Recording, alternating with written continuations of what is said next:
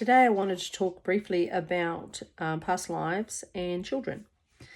The main things to look for if a child is showing signs of remembering a past life is they'll be very matter of fact about it. They'll have a maturity about them that is not typical of a child of that age. Even like a toddler can be very adamant, and they may talk about what it was like when they were the mommy or they were the daddy and you were the child, or something quite startling like that. Or they talk about the other mother, the other family, or another place, some other kind of memory, like a park or something they did, something they did with their family or something like that. So the main things to look for will be very, very sure of themselves. They'll just tell you like it's fact, not like it's a question or a possibility, but like fact.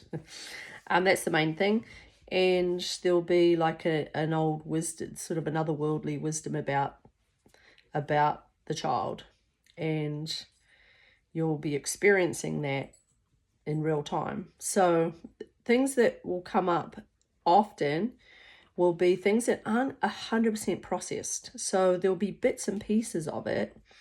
And the reason that the child is still talking about it or in that energy is just, it's a little bit open-ended usually. There'll be something that's not completely like processed or,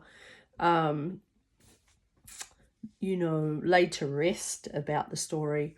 If they're talking about their other family or the other mommy, things that sort of sound like quite a young person's memories, then they may have actually passed quite young in that lifetime. Not always, but they will tell you if they passed. They could say they passed in a fire and that was it, and then they went back to heaven. They'll say very simple things like that, simplistic kind of stories, or any number of tragedies. Now, if that's true, then they probably have some unprocessed trauma from that life, and it's actually quite easy to help them process it, and the parent ideally is the best one to do that.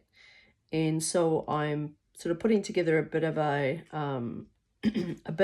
offering for parents for a supportive role, for me to come in as that support to help process before, during, and after clearing a past life. So it doesn't have to be super complicated or anything like that. It's actually quite a simple process, and I'll go more into that as I put something together for my website. But there's really a lack of